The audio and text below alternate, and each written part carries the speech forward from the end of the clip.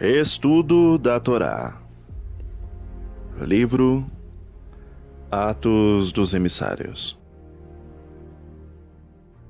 Capítulo 3. Algum tempo depois, como de costume, sempre horário das 15 horas, os sacrifícios continuavam no templo. E também, como de costume, iam Kefá e Yohanan ao templo, neste horário. Iam para realizar as suas orações. E aqui vemos mais uma vez que a tese de que os emissários, os apóstolos, eram homens que abandonaram as ordens da Torá por acreditarem agora em Yeshua, que eles não mais seguiam os preceitos e as ordens da Torá. Ora, eram eles Yehudins, e portanto assim permaneceram. Pois, mais uma vez falando, a missão de nosso Adonai não era separar-nos da Torá, a palavra de Elohim, mas aproximar-nos ainda mais de suas santas palavras. Ali também, todos os dias iam alguns que pertenciam aos fiéis aos ofícios do templo. E dentre estes havia um homem que todos os dias se punha à porta do templo, a porta formosa, para que pudesse ali angariar alguns trocados, visto que era cometido de uma enfermidade que o impossibilitava de mover as suas pernas.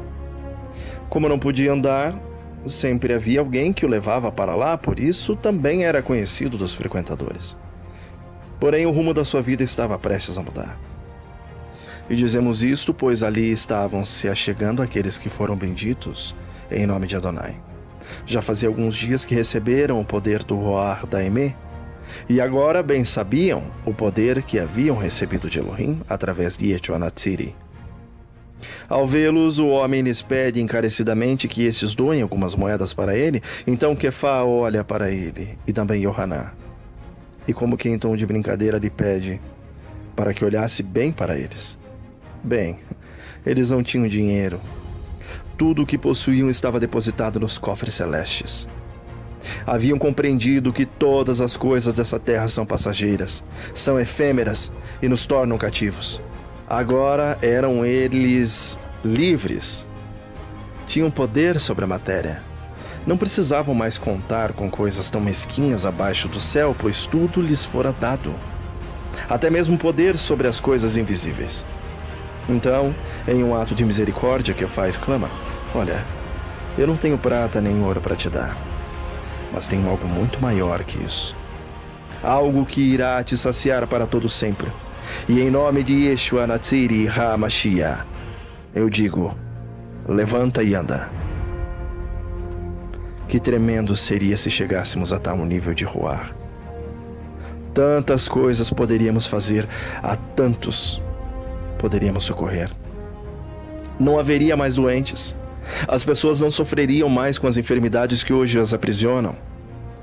Não veríamos mais pessoas sucumbindo presas à sua cama, impossibilitadas de viver uma vida plena em nosso Criador. Não era esse o objetivo da vinda do seu Filho? Não fora essa a ordem dada por ele, que curássemos aqueles que hoje perecem em leitos de hospitais? Ora, tamanha virtude nos foi dada, tamanha responsabilidade nos foi outorgada, e severo castigo teremos por não cumpri-la.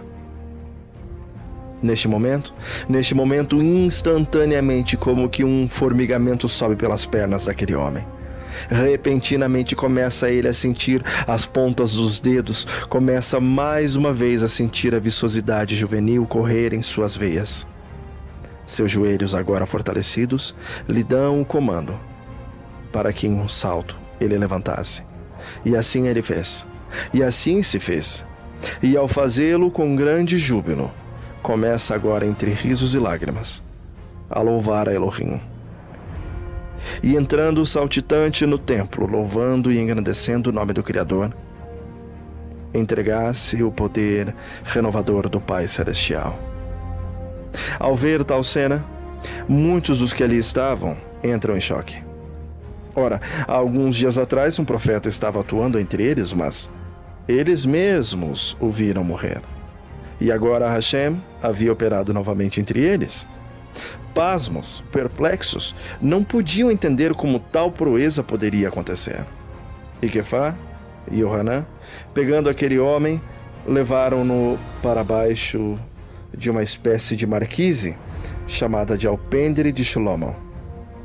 Ao ver que todo o povo estava ali para ver o acontecido, bravamente Quefá, o impulsivo, agora beneficamente falando, fala para com o povo.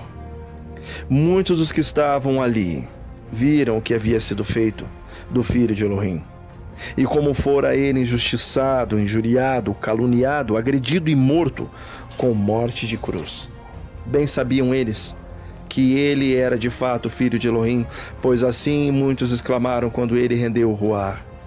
Porém, parecia que a vergonha por tal ato lhes impedia de tocar novamente nesse assunto, como se quisessem escolher fechar os olhos para não ver, temendo assim o castigo divino. Agora Quefá os recorda de todos esses atos e fatos. Eles indaga por que de estarem atônitos, e por que olhavam para Quefá e Yohanan como quem pensando que dele saíra tal poder. Não fora esta a promessa de Elohim para o seu povo? Ora, ele mesmo revelou a natureza divina de Yeshua, que eles mesmos entregaram a Pilatos, e ainda o negaram como se fosse solto, mesmo após as ordens do governador, para que ele fosse solto. Mas eles mesmos negaram o que era Hakadosh et Hatzedek, ou Santo e Justo,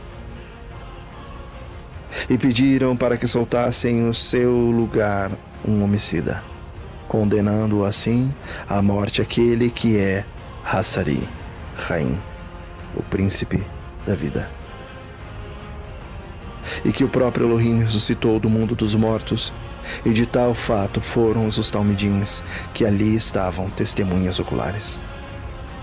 Não fora por eles que tal milagre acontecera, mas pela emuná em seu nome, que aquele homem que ali estava fora curado.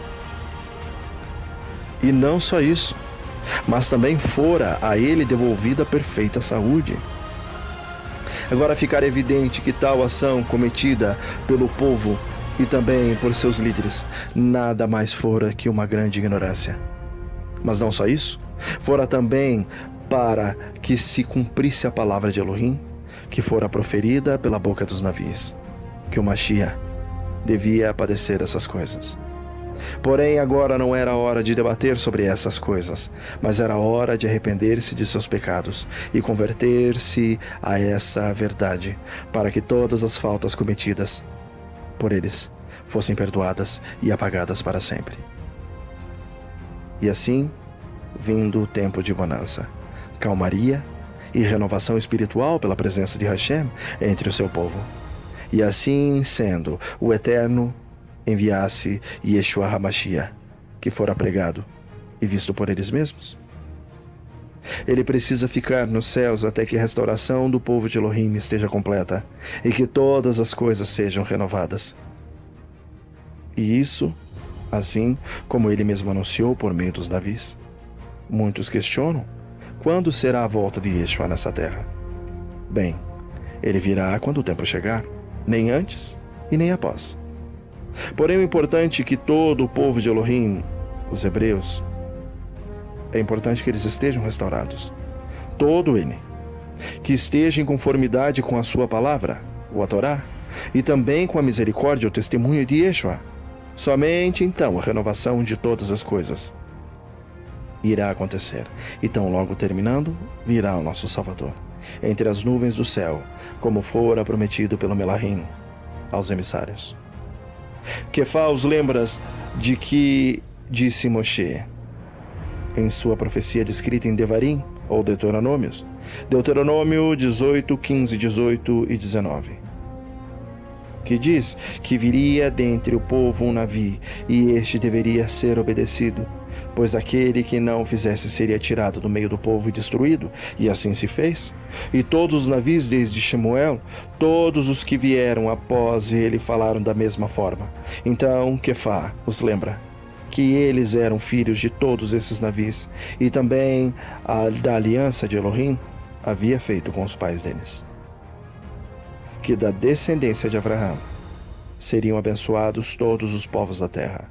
Ora, depois que Elohim ressuscitou Yeshua, Primeiro o mestre foi aos seus seguidores para que os abençoasse e por isso podia realizar tais maravilhas. E para que também eles, os Talmidins, tirassem o povo de seus maus caminhos.